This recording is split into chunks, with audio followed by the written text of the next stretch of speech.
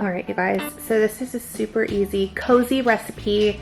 You can substitute what I'm using, pick your own things, add different things, and sorry if the lighting's off, and it is morning, so we have coffee. So I'm gonna use red potatoes. You can use like Yukon potatoes or any type, russet, whatever you want. I like these because I just have to cut them, wash them, and like cut them in half or quarter them. Baby carrots, you can use regular carrots as well. These are just honestly so much easier, and you can just toss them right in without having to cut them or peel them. Again, we want to go for simplicity. It is Cyber Monday today, and I am slammed with my clients. So just to give you a little perspective of why I'm doing this, a yellow onion, a slow cooker type mixture. You can do this yourself as well. There are so many recipes online. Just search up slow cooker beef stew. And then I did get a chuck roast. Actually, I think they substituted it, but I'm just gonna chop it up. It tends to be cheaper than the already chopped up one. And this is 2.4 pounds and it was $13.57. So it was pretty good price. So yeah, so we're just gonna go ahead and get everything washed up and get everything chopped up, put in here, and that's it. Pretty simple, super easy, set and forget it meal. If you want something that's super tasty and easy for you to dump in before you head to work, or before you're just super busy for the day and know that you're going to be exhausted at the end of the day and don't want to cook but still want to have something delicious for your family. Now let's put it together. And the only real work here is cutting everything up. So I'm just chopping up the onion finely. I actually only used a half of an onion. My boys don't really love a ton of onion. My husband does, but my son not so much. And I just want to make sure I can sneak in all the vegetables that I can. So I'm just giving this a really quick, rough chop. Really wish it went that fast in real life. And then next up, I'm gonna cut up the potatoes. They're pretty small, so most of them I only had to cut in half and some in quarters. And then after that, I am going to cut up the meat. Of course, you can buy this already pre-cut and make your life a little bit easier, but I just went ahead and gave it a rough chop, and all of this all together took me about 13 minutes. Merry Christmas, baby.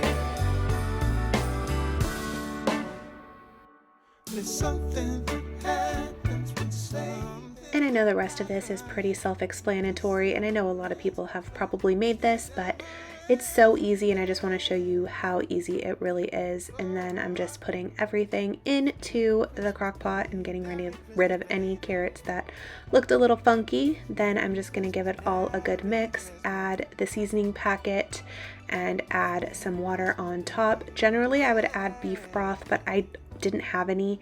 They didn't bring it with my order, unfortunately, so I had to use water, and it turned out just fine. The boys did add a little bit of garlic salt to theirs when they ate it, but other than that, it was really good.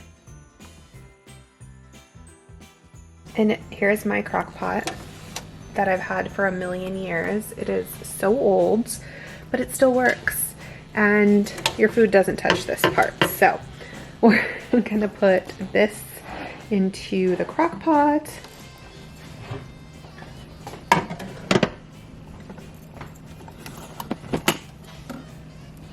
And we're just gonna put it on low. We'll start it at 7 hours, which will actually, sorry, I can't do math. It'll be about 6 o'clock here, which is fine.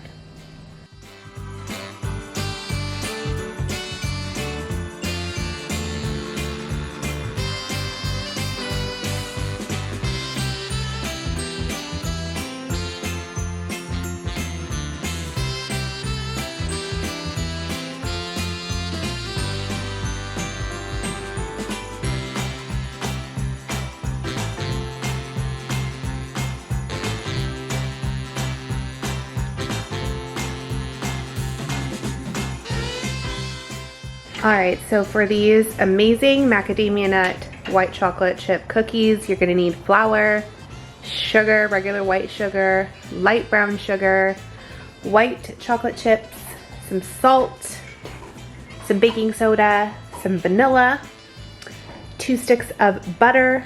I believe it's 2 sticks. I have to double check, but I think it's 2. It might be 1.5. I will let you know.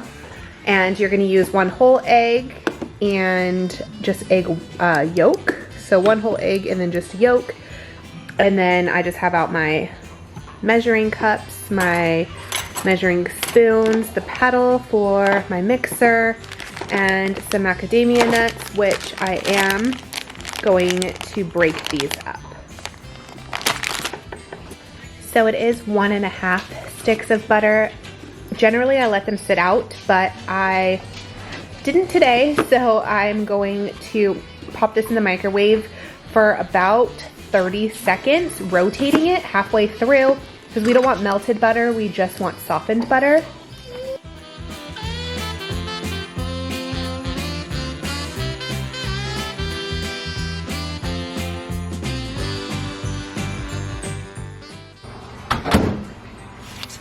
It did get a little runny, but for the most part, it's just soft to the touch, which is exactly what you want. So for this recipe, I pretty much just honed in on my regular chocolate chip cookie recipe and then just substituted the regular chocolate chips for macadamia nuts and white chocolate chips. I will leave the entire recipe on a slide at the end of this video for you to screenshot. These are so good.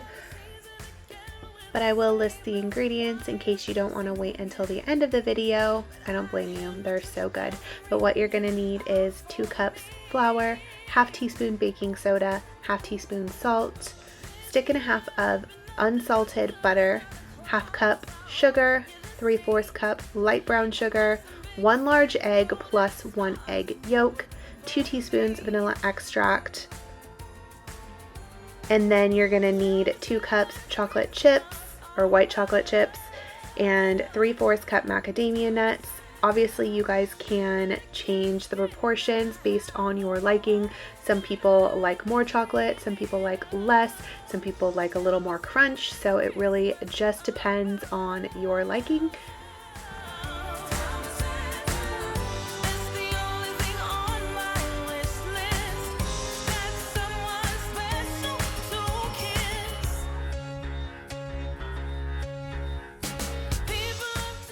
And once you're done making your dough, you're going to want to set it up in the refrigerator for a minimum of 2 hours. This night I did it for 2.5 hours. It's just easier to work with and doesn't stick to your hands as much. And then you're going to fast forward 2 hours and place the cookies on your parchment lined baking sheet. You don't want to fuss with them too much, meaning squeeze them, roll them, or anything. You just want to grab them, mold them together quickly, and place them down. Then you're going to put them in the oven, 350 degrees Fahrenheit for approximately 10 minutes. The time goes down as the baking goes on for me because I generally do multiple batches, and the first batch I did was for 10 minutes. And then the next ones were for about 9, but I do keep an eye on them because I do not want them to be hard. I do want them to be a little bit crunchy around the edges and then soft, ooey gooey on the inside. Then I leave them, once I pull them from the oven, I leave them on the baking sheet for about a minute and then I move them to this cooling rack. So that's it for today's video. I hope you guys enjoyed this cook and bake with me, and if you did, I would love if you subscribe to my channel. I have some Christmas videos coming out very soon and I cannot wait to show you my decorations. Thanks again for watching. I appreciate you all and I will see you in the next one. Bye!